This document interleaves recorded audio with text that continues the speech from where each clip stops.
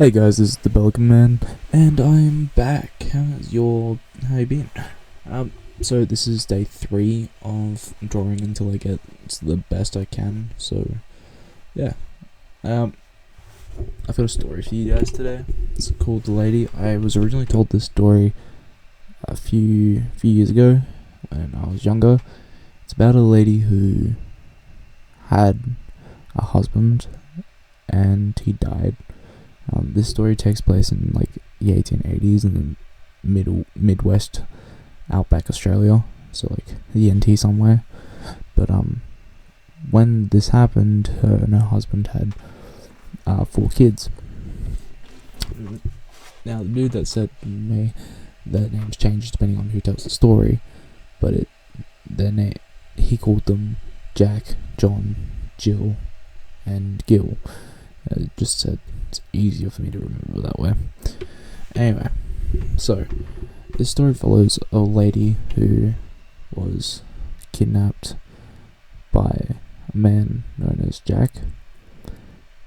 This Jack kidnapped her off the side of the road, or side of the street, also, I guess. I don't know. What do you call it? Would you call it a road? Yeah, they were riding horses. You would call that a road. Yeah, so they kidnapped her off the side of the road. After 2 weeks, her husband worked up the $50,000 ransom. During this time, she was taken hostage and made to do things that aren't the greatest. But she survives, and her husband has to go work in the mines because her penalty was like $2,000. So he does, and he comes back every 2 to 3 weeks with maybe $500 each week, which each time, not each week, but like each time he comes back, which was a fair bit of money back then. Whilst she and the kids are looking after their farm. Now, what happens next is that one day her husband goes and never come back. She waited 1 week, she waited 2 weeks, she waited 3 weeks, and 4, and 5, and started beginning to lose hope.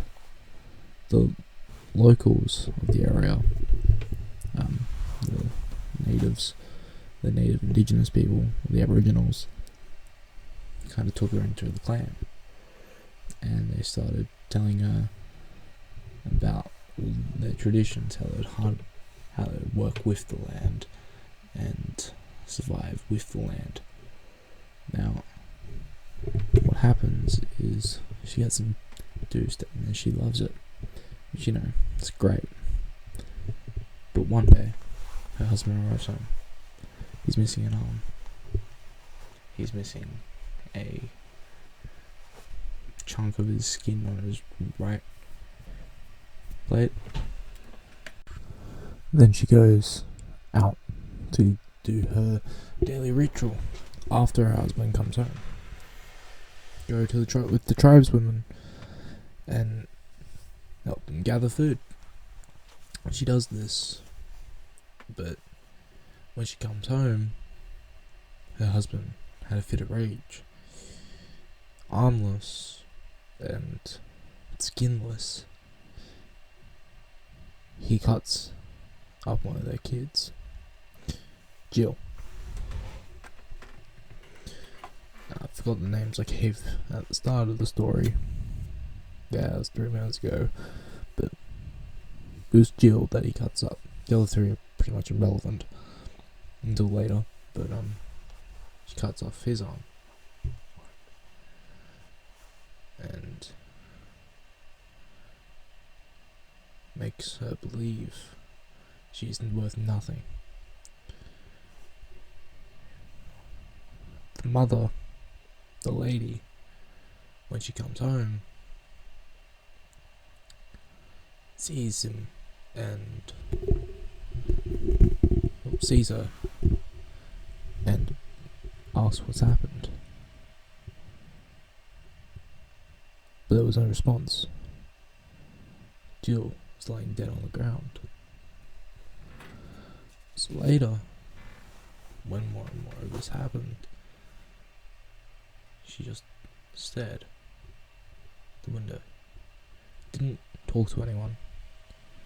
Didn't show anyone. But she was scared. Her husband had got mad.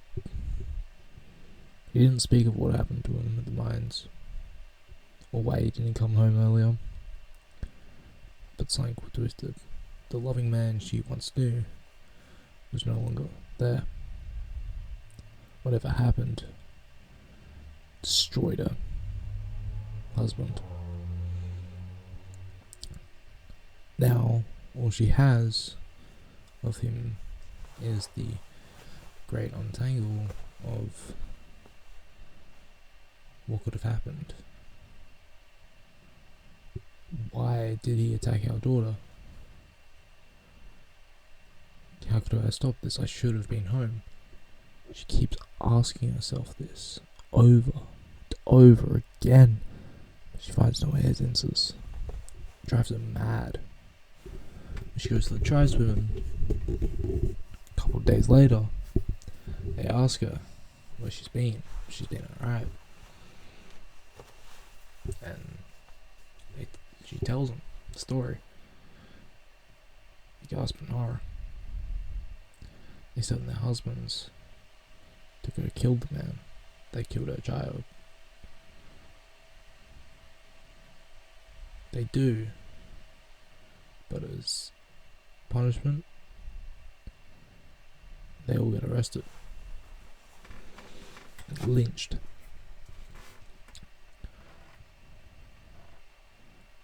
The wives get sent slaves. Now I want to pause the story here. A lot of women, or a lot of people in Australia and the world don't know that Australians did have slavery. It was known as blackbirding. We did import people and we did take people from their tribes.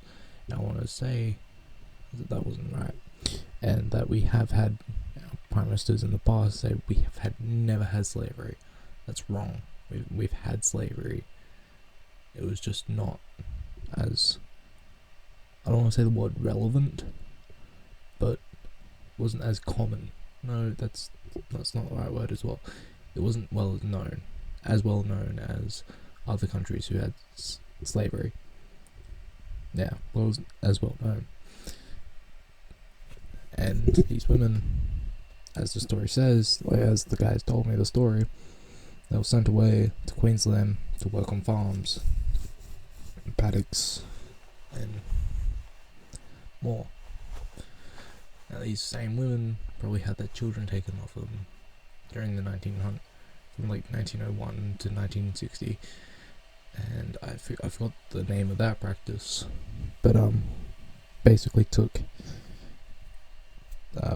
Aboriginal children away from their parents because they saw their parents unfit as for parental figures. And then if you go looking for this, the stories out there that's saying of women and men. I remember this one story of a woman in particular.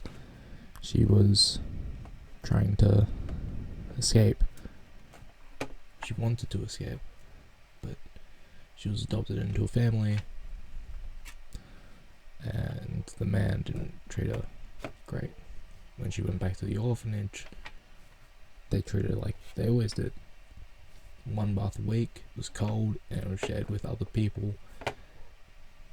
You wouldn't change your clothes except for Sunday, where they go to church. Everything was dirty. They treated them like animals. That's how they saw them. And when people see this or hear about this, I don't know what happens, but like either they just neglect it or they don't care. Another thing is, this would happen to males too, and another one was Archie Roach. Now he was in a luckier situation where he grew up with a family who cared about him, and once he found out that his family, he had other family was still alive. He went out for a look at them, and his parents was his adopted parents supported him. He went out for 20 years. I think he got arrested, and he eventually met his sister in a bar of all places. But Archie Roach is an incredible musician. I suggest you go look him up. But going back to the story, sorry, that was a great side tangent. Going back to the story, this lady, all her friends were now gone. Her husband was gone. The men she went to, and the women she went to for comfort and for help, were all gone. But now they see this she saw this as a problem she couldn't fix. It's like she couldn't just do. So what happened was she decided enough's enough. She killed the rest of her 3 kids because she couldn't support them and she didn't want anyone taking them away from her. She went to go kill herself, but she couldn't bring herself to do it. And then this person, after about a week, after all this happening, she started pointing to people that she somewhat knew of this person. No bottom half, like had no legs, giant arms, giant fingers that sprawled out. They used to walk behind her.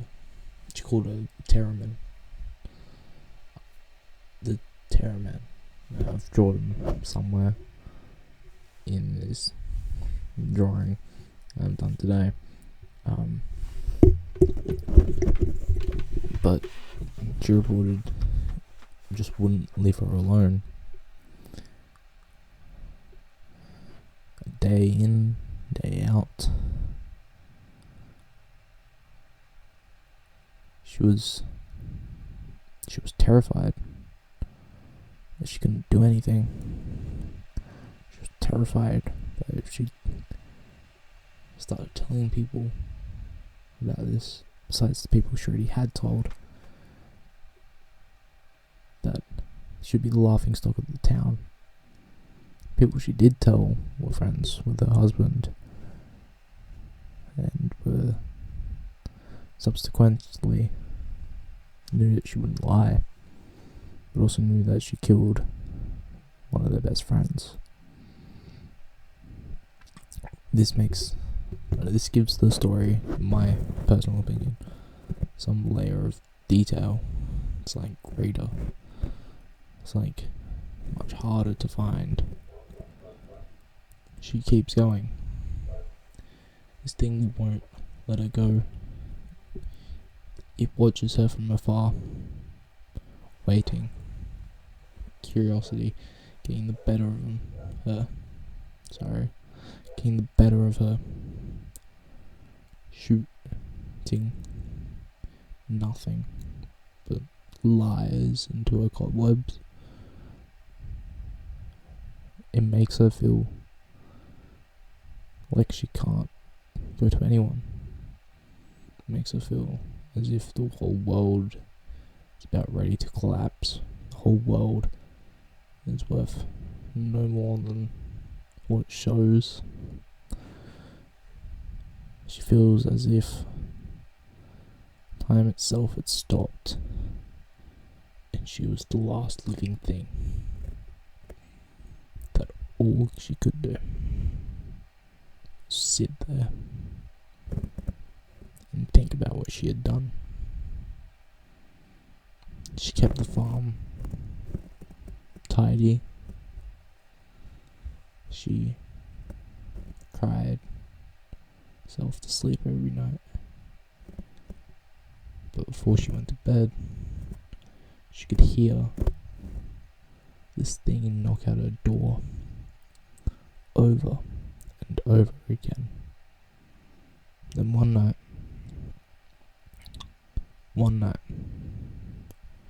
she heard her boys crying for their mum.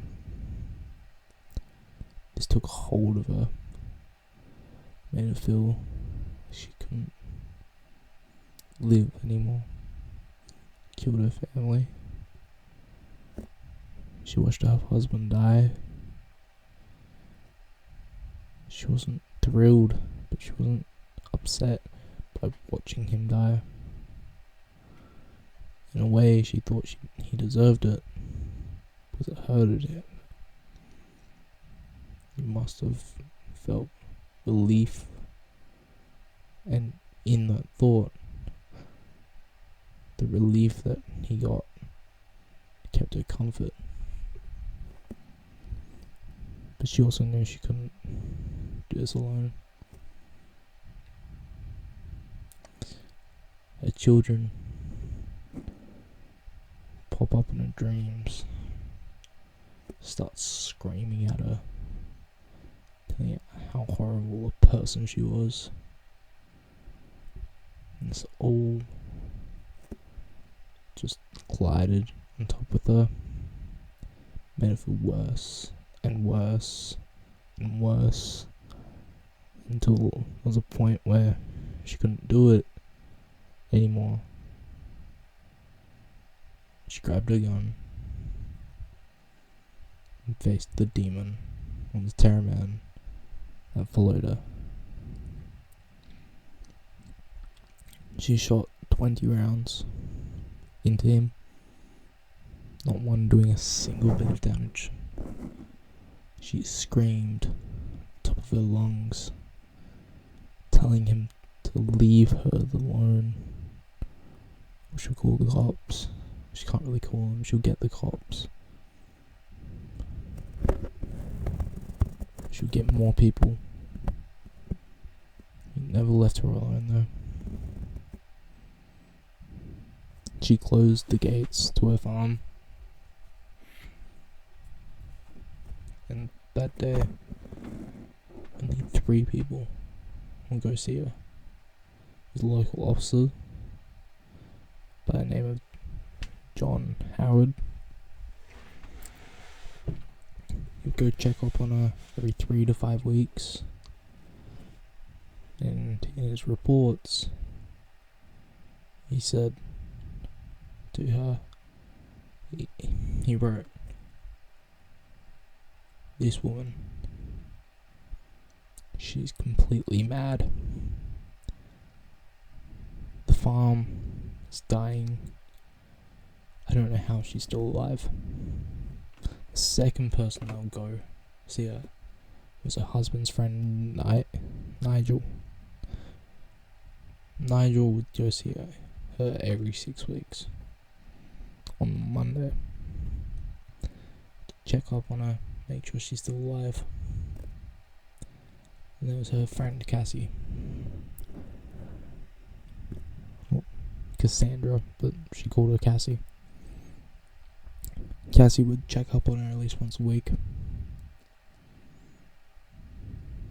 until she couldn't. She fell pregnant. She no longer wanted to see the lady. Well, I don't believe I've named her. I never got a name for her, so I'm gonna call her Georgia. Cassie stopped seeing Georgia in fear that this might happen to her. So what happened next was it was only the 2 males going to see her. John Howard, well, Officer Howard, which is correct, Officer Howard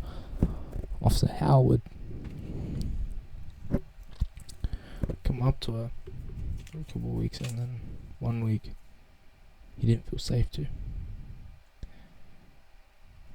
He walked to the edge of the property. She had a gun in her hands. Screamed at him to leave her alone. "You monster," she cried. "You need to leave her alone." That was her words. And then she said again, "You need to leave her alone." He asked, "Who's her?" She replied, "I am her, but I am not her. You need to leave her alone." His eyes glue.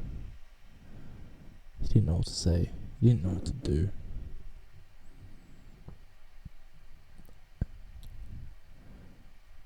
He felt immortalized by what he had just heard. He felt dazed, as if nothing could fix him.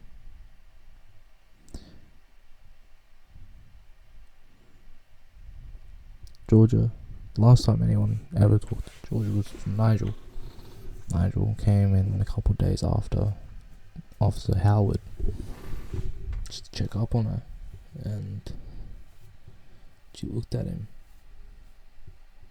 said, "I need help.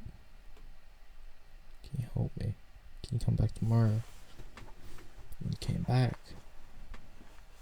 the next day. She wasn't there. There was a dog though. He'd never seen this dog before. Had a collar, but no name tag.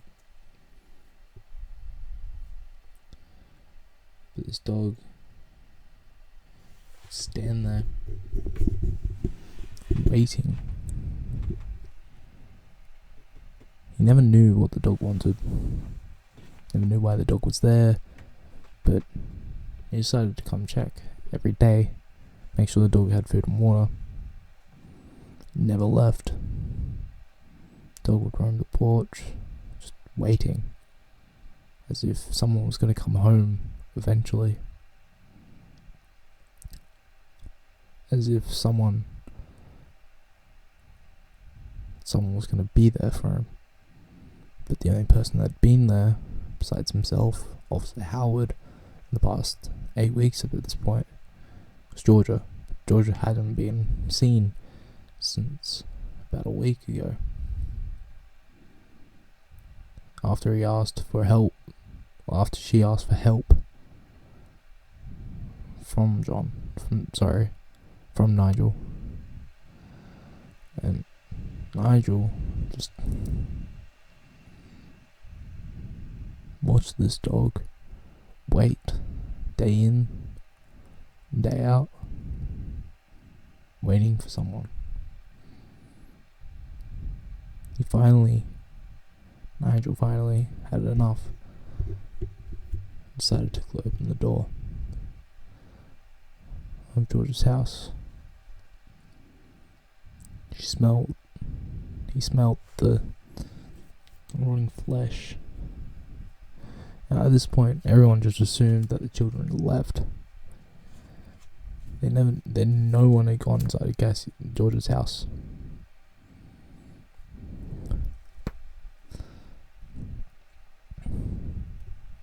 She had to understand. She had two houses. She had pretty much two houses. She had the main house, and then she had a guest house. That's where everyone would go if they wanted to talk to her. They'd go inside the guest house. Inside the main house, it's much bigger. That was where the dog was in, and that's why Nigel never went inside the house. He didn't mind going inside the guest house. He had a key to that one, but he never walked inside the main house. Not since her husband had been there, at least. So as Nigel walks into the main house, this putrefying smell waves after him. Smell of flesh and death. He couldn't get that smell out of his head. He reported it to Officer Howard, who checked the house immediately, seeing the dog there. All 4 bodies were found. Only 4 bodies were found. George's and the 3 boys. Jill, her body was never found. They don't know what happened to Jill's body. but she believes it was buried somewhere far on the property. The dog, though, even after they evacuated the house, still stay there, day in, day out, waiting. And this is when he thought, you know what, screw it, I'm gonna help. I'm gonna see what this dog wants. He went to go see what the dog wanted, but the dog wouldn't answer. It was a dog, how could he answer? So as he gave him his daily food, the dog, for the first time, came up to him for a pat and nudged his elbow, ushering him to the shed, steering him to this shed. He followed, and there he found pictures of this thing that Georgia was saying.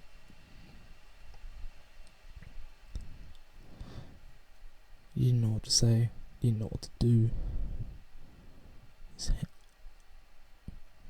Couldn't imagine being in this sort of situation. This creature was just following you. He understood why Georgia ended everything. She was widowed. She killed her kids. The remaining of them.